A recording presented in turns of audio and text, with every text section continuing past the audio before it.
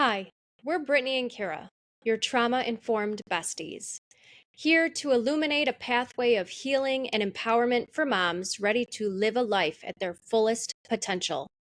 We've got the real talk from abuse to neglect to hardships of parenting, because you are not alone on your healing journey. And together, we can step out of the darkness and into the light because we are resilient moms.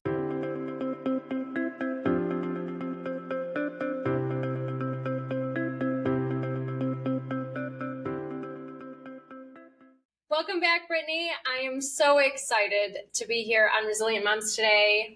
We have got the end of our 4-part series in regards to birthing experiences.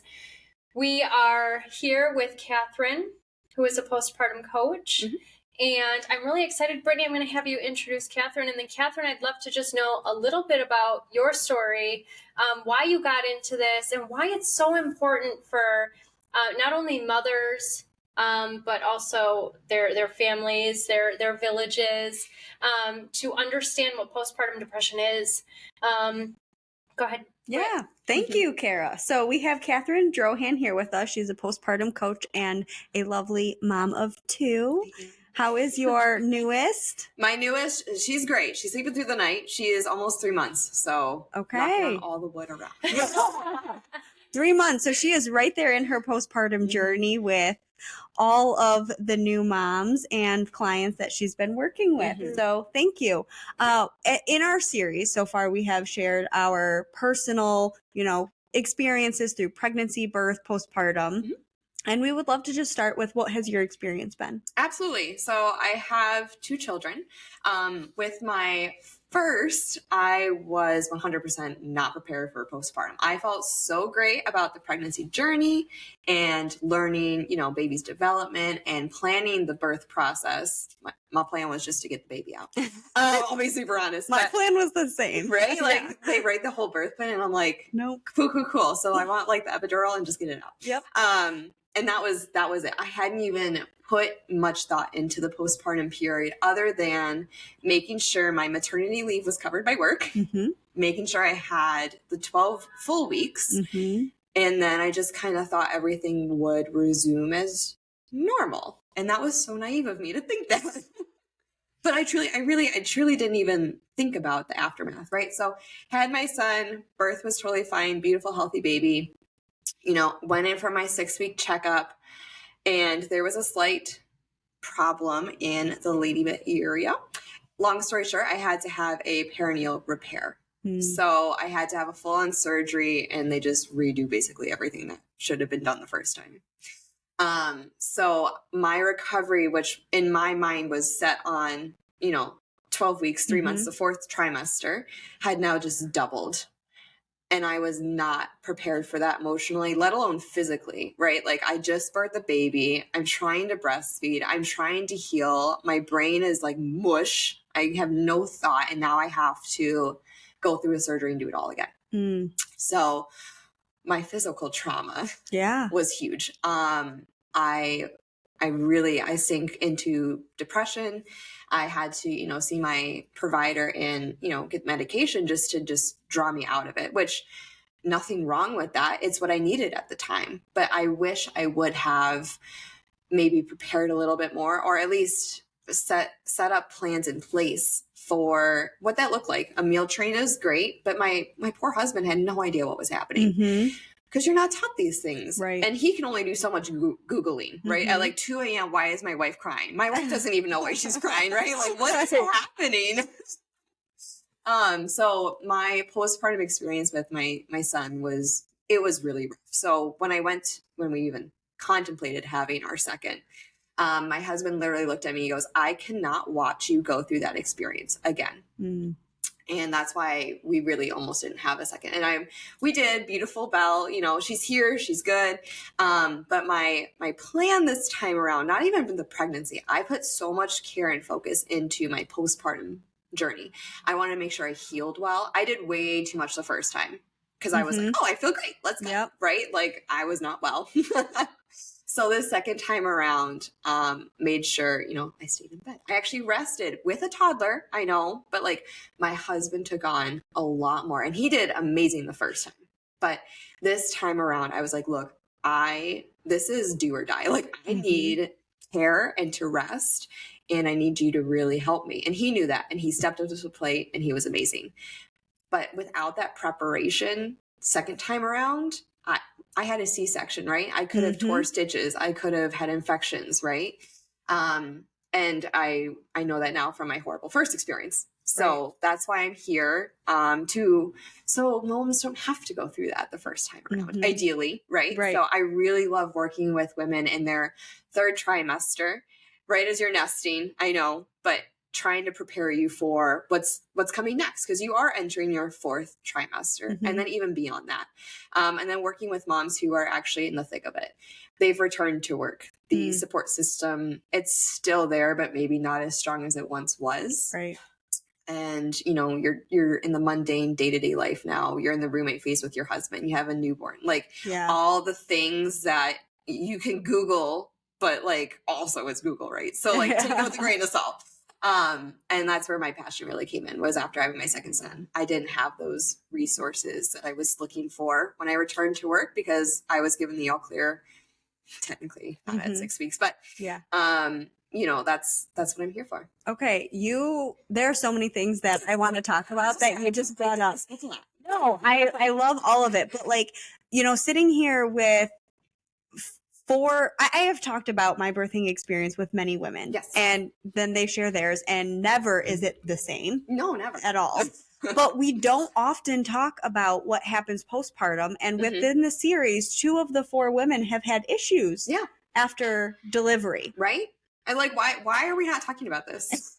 Why is there not as much like knowledge around this? So yes, you're technically, in my book, postpartum for 2 years after childbirth. Why 2 years? So your hormones are not fully regulated for 2 years after, and your brain is still constantly changing for those first 2 years. It's constantly changing, right? But it really, like, your white matter will increase and your gray matter will decrease right as soon as that baby is born, to tend to baby's needs. Like your logical brain is basically gone. Okay. Okay.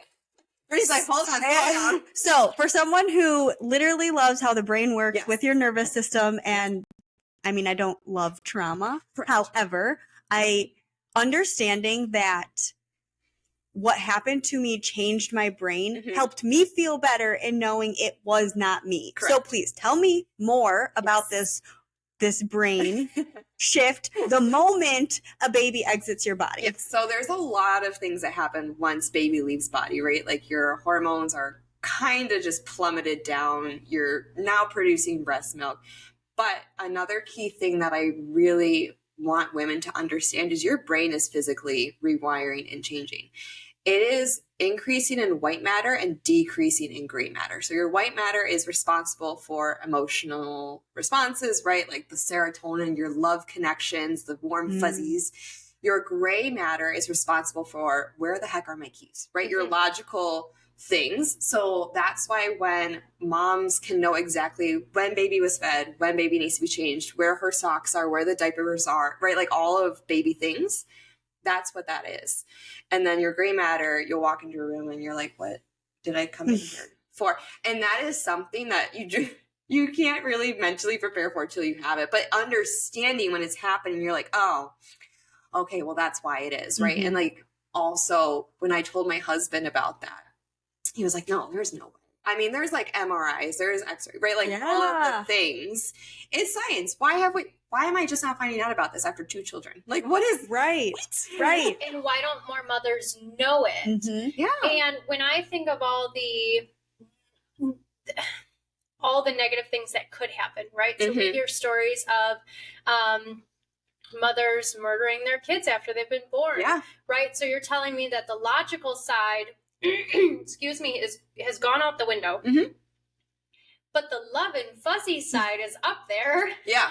And then if we have our postpartum depression tied into all of that, sometimes it doesn't make sense to me on how we as mothers, other than the anger because we can get angry, we can get exhausted, we can get tired.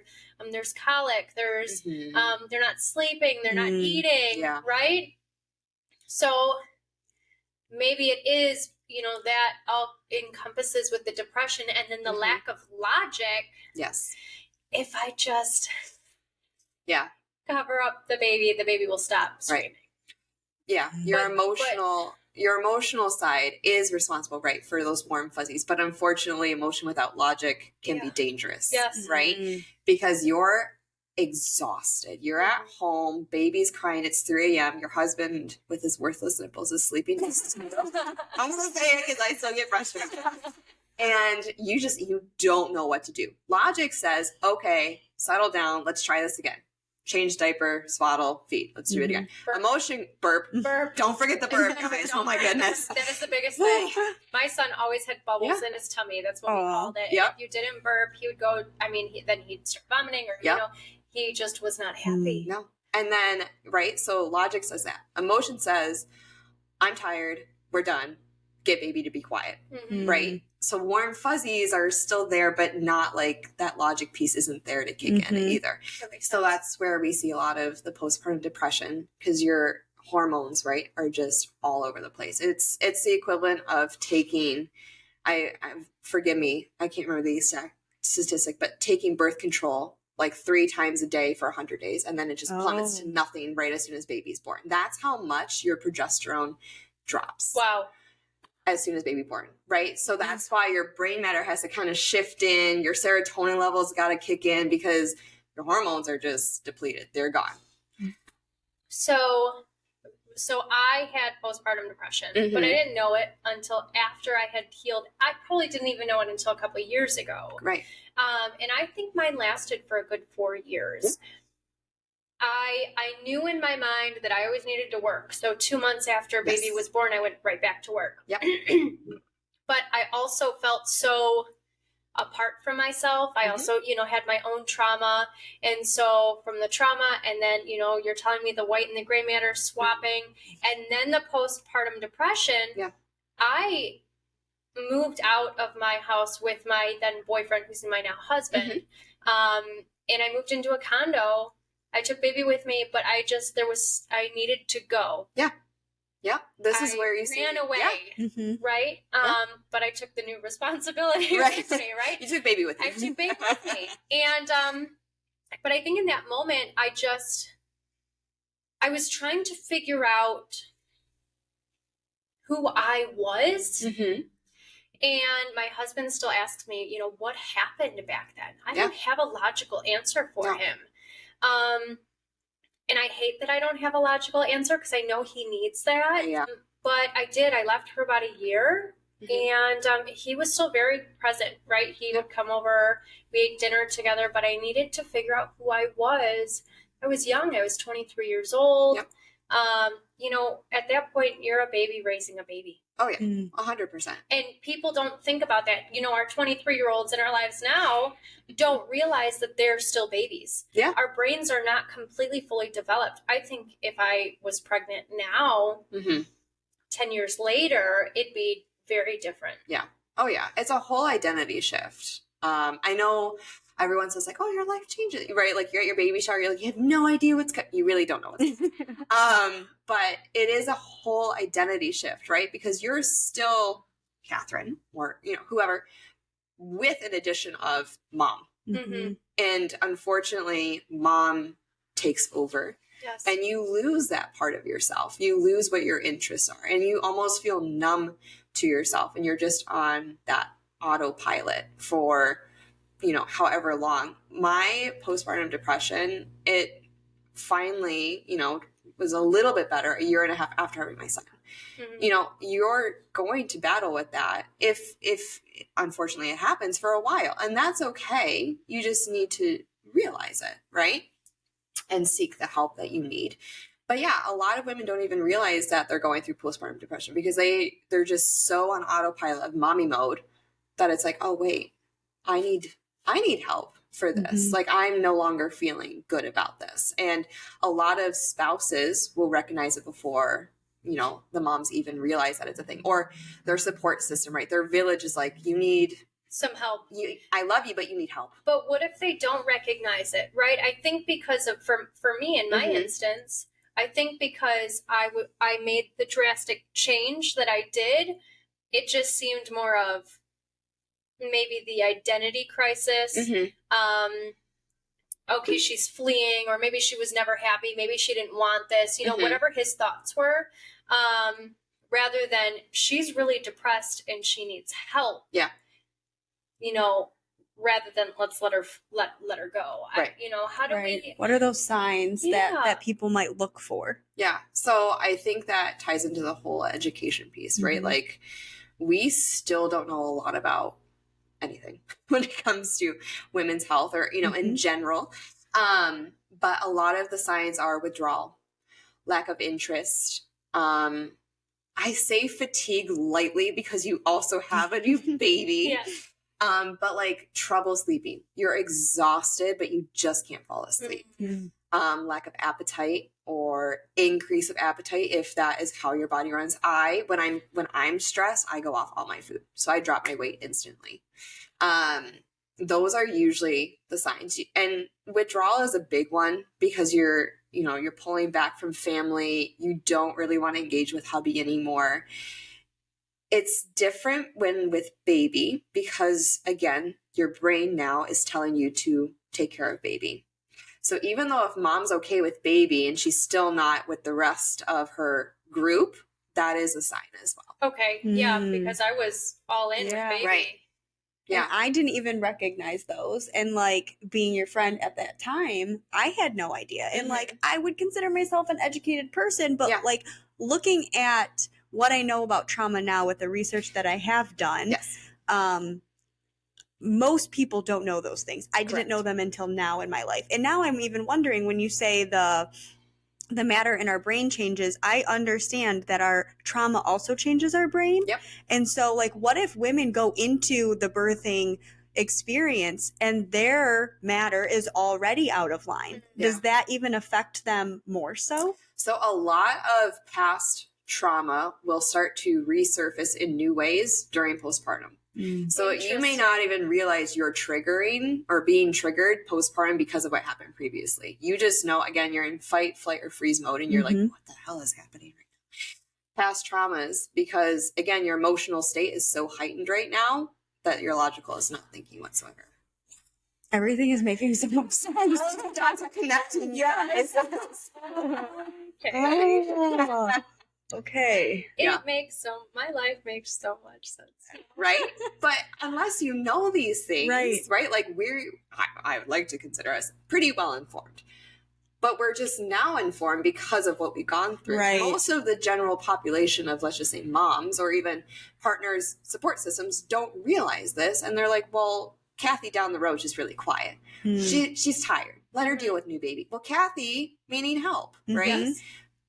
But Kathy is also very tired. Yes. She needs help. And she needs a nap, but she also needs help. Correct. Too. In my trauma certification, the question that comes up over and over and over again, when you look at people and you see their behaviors and their reactions, the first thing we say is, I can't believe so-and-so is acting like that, or I don't like that person because they respond that way, or whatever. Like, we judge people based on their behaviors.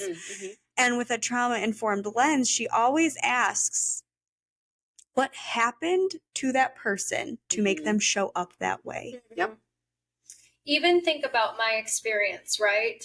I remember firsthand, Brittany is a very close friend to me, but she was very upset with me for walking out the way I did. And I remember that she was disappointed, right? And so she's a very close person to me. Even my mother-in-law was very disappointed, right? How do we have to assume that our audience and the people who are surrounding them aren't informed like we are, right? And even we're not even as informed as we should be. I mean, if we didn't have this conversation today, I'd still, just know that I had postpartum depression, right? But this has informed me so much more. So I think the same thing comes back.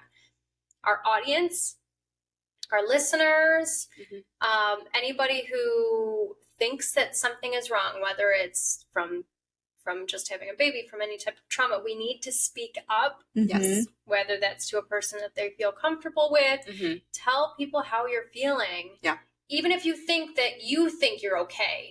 Right.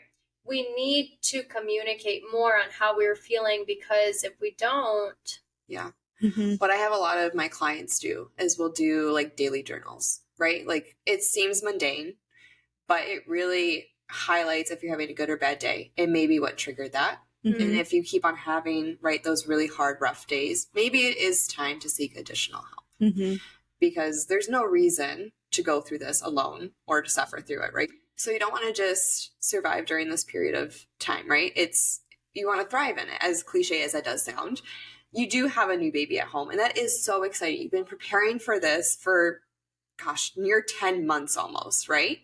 There's no need to suffer. So have that village around you, have the community. Mm-hmm. It is hard to reach out, but once you do, you're going to thank yourself. Yeah. It's not that you're weak. You're actually so much stronger for seeking the help that you need, because you're recognizing that you are now worth it. You are a top priority. Yes. Okay. Baby doesn't need to be fed and changed. Right. But without you being your best self, you cannot take care of that baby 100%. Right.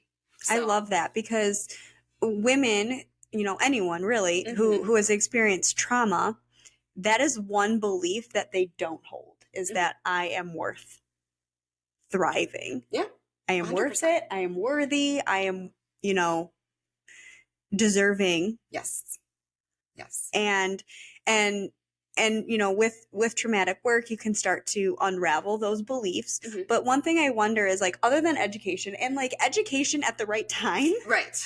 because us all being educated now, I don't plan on having any more kids. Yeah, It I think definitely sounds like it, but it sounded like it saved, your second experience. Yes.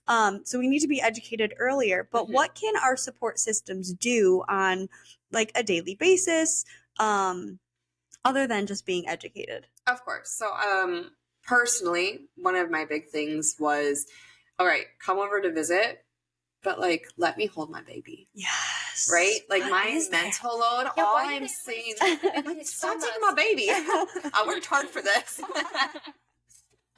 So one of the big things this time around with my second, I did put in place boundaries.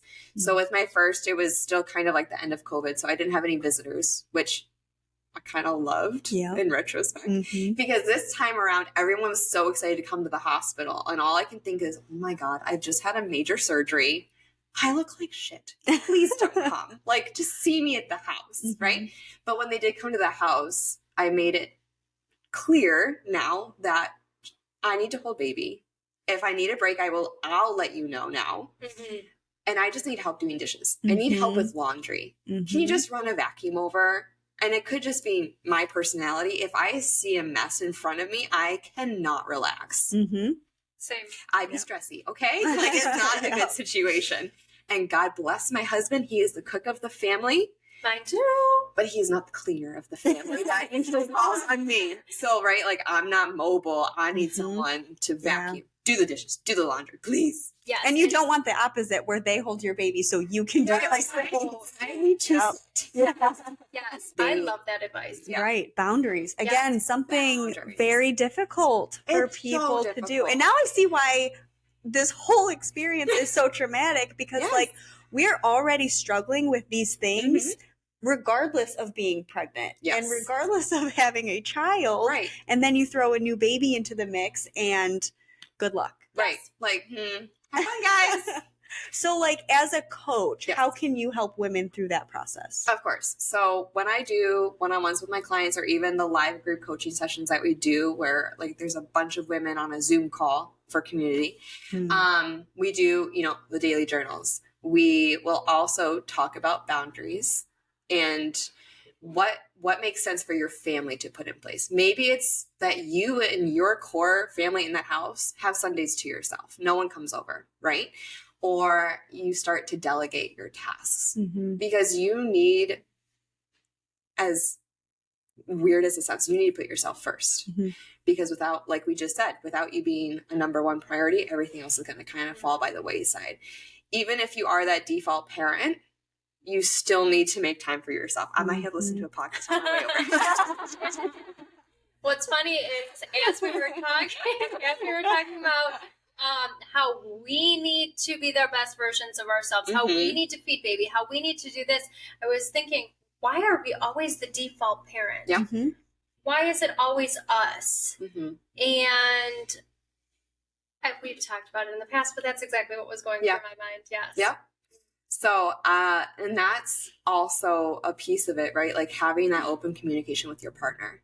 This time around with our second, I told my husband, I need you to do X, Y, and Z. Because if I didn't tell him, he wouldn't know. God bless his heart. Yes. But like, again, vacuuming is not a top priority for him. It is for me. And that's where that dialogue really needs to happen. Another thing that we do with the clients is re-engaging with what you enjoy. What were your hobbies pre-baby? I don't know. Maybe it was doing your nails. That's mine. I love doing my own nails now because I don't want to pay for a salon. So, yep. No, many of us do. No. Right? But maybe it was taking daily walks in the morning with your dog. Okay, that might look a little different now, but how can you still incorporate that into it, right? And that's going to help you regain your identity. Still be mommy, yes, and wifey, but who are you still? Because you are you, and that's why, you know, your children are going to love you. That's why your husband married you, right? So I love that. Yeah. And then even as they get older, right, we're still trying to navigate and shift and figure out what we like doing now. You know, for me, just recently, a couple years ago, I started going to dance again. Yeah. I like taking walks. It was one of the things that I kind of took from Britt. She likes to be outside. It's nature. And so I go on walks. I try to do 3 miles every day. I try. God bless you. I try. And it's only, 50 minutes. It's just a nice little walk. Sometimes I'll jog, so sometimes it's faster, but just get outside. Get outside. Yes. Heal. So And I think one thing that I have personally experienced with coaching is the accountability piece, because I think so much of us know what we should do. Correct. Yes. But we can't. Yeah. Like I know I should take 15 minutes for myself minimum to have my coffee and do whatever the heck I want. Am I actually going to do that though? Because in that 15 minutes, I could be putting in a load of laundry, right? But like, that's huge. So and having from those like weekly meetings, a non-biased person, right? Because my husband might say, you need to take some time for yourself and go for a walk. And I'm going to blow up on him. Yes. Like, oh yeah, exactly. And so why is it, I love my husband. He is so fantastic when he tells me how proud of me he is. Why sometimes it just doesn't. It doesn't sit. Like you're supposed to say that though. It doesn't feel authentic. Yeah, but I know he means it. I know. It's out. The validation from them almost feels like they have to say it. They don't have to. They don't have to say anything, right? Like they married us by choice, not because they have to. But that outside validation piece and accountability from, like you just said, a non-biased party is huge. When my clients at work used to tell me like, oh, God, your hair looks so good. When husband says, I'm like, what? I know it looks good, thanks. And then you move on, right? Like, why am I wired like that? I don't know, but it's a huge thing, right? Yeah, we all are. That's very interesting. And I wonder if like your love language has something to do with it. Maybe. Like if you're not a words of affirmation person, it doesn't matter if they validate you. It could be something else. Right. So we do have a few more questions that we ask like all of our finals or all of our guests at the very end. But before that, what else would you like to share about either postpartum, coaching postpartum, anything else you want to add? I actually have a question. Oh. Which will probably go into your answer, maybe. So my question is for our audience. Where can they find a postpartum coach? Of course. Where can they reach out to you? I'd love to drop this into the episode. But when would they normally reach out to a postpartum coach? Is it when they're pregnant? Is it after they deliver? So things like that. Where can our people find these resources? Yeah. So I'm not going to lie to you. There's not a lot of postpartum coaches. What I found in my journey is there's a lot of postpartum doulas, which is slightly different. They usually come into the house and like help you, which is fantastic. But that's not what I needed at the time. So like maybe if you don't have a village, Correct. like a doula would be perfect for you. That's perfect. Okay. You know, your family's in another state. You just need that additional supporting hand. Fantastic. Postpartum coaching is really coming alongside you in your journey to just kind of help you, right? And guide you through it. So I can be found on our website and Instagram. Those are where my two primary things are. And I love working with women when they're pregnant and really helping them mindset as well, transition to that next phase of life. Let me help you prepare, right? I know you're so nesting. important. I know you're getting that nursery ready. Let me get you ready. Oh, yeah. So important. What I find a lot is women will come to me when they're in the thick of it, like right in that like 3 to 4 month period when they've returned to work and society has deemed them normal, but they're not. They're still not feeling good. And they're like, well, what the heck now? Right? That's where the majority of my clients live. But I love the ones that are like on top of their shit and get it done. It's got to be so important for them to do it while they're pregnant, right? And start having those conversations of what could potentially happen without scaring them. Correct. Right? Yeah. Give them the tools, put the tools in their toolbox so that they can prepare. When this. your brain matter is still at Right, like 15. when you're still listening mostly, right? Let me get to you before like it's all mush. Oh, so important. Which I feel like this is literally what we just heard last week Yeah, from a absolutely. nurse. Yeah. So you guys are speaking the same language. I love this. Yes. Well, we will definitely put your socials everywhere. We'll definitely be posting, you know, we'll continue to post these episodes on social media too and make sure you're tagged. Yeah, absolutely. All right. Okay. Sorry that I No, interrupted no, you. that was a great question. Okay. Thank you. You can ask the final three Just now. anything else before that you want to add that we didn't get to? I feel like we covered a lot. Yeah, we did. I feel pretty good. Okay. All right. Then the last three we always ask, what has been the most transformative moment in your journey of healing? I think the biggest piece was, and I'll never forget, I was sitting in my doctor's office after I just had my son at that 6-week checkup, and she goes, all right, it's not looking good down there. And, you know, the realization sunk in that, shit, I have to do it all again. Right? So when I went back for the checkup, after the surgery, I told her I was not okay. And that was like that biggest piece was me realizing to myself, like, I can't keep pushing through. I have tried. I'm feeling numb. I don't want to do anything. And it was like, all right, enough's enough. And like realizing that was so hard because I've struggled with anxiety and depression beforehand, and realizing that maybe I do need a little extra help right now. And nothing's wrong with that. Nothing's like, I'm not a weak person because of that, but I do need help right now. Yes. That was like a huge pivotal moment for me, is just voicing that and letting my husband know as well. Like, look, I know I've been trying to keep it together for you and baby and everyone around me, but I'm not okay. And accepting that and kind of sitting with it and then like moving forward. Right. Right. So that was a big chunk for me. So feeling and being honest with yourself. Yes. And enough to speak up about that honesty. Yeah, 100%. And just getting really real with yourself. I love that. And I think that that's important and important advice for anyone, whether they're going through postpartum depression or not. Yeah. So depression, anxiety, anything like that. It's so important when you can finally realize to yourself, I am not okay. Yeah. And because that just over the last couple of years, I realized, you know, I'd gone through a depressive state. And when I know I'm not okay, say, I'm not okay. And he'll say, what can I do?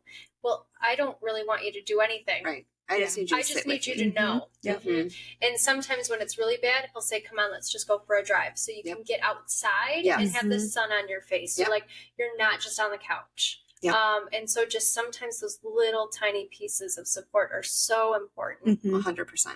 Oh yeah. So what piece of advice would you give to mothers or parents in general struggling with their own trauma of challenges? Oh, that's a loaded question.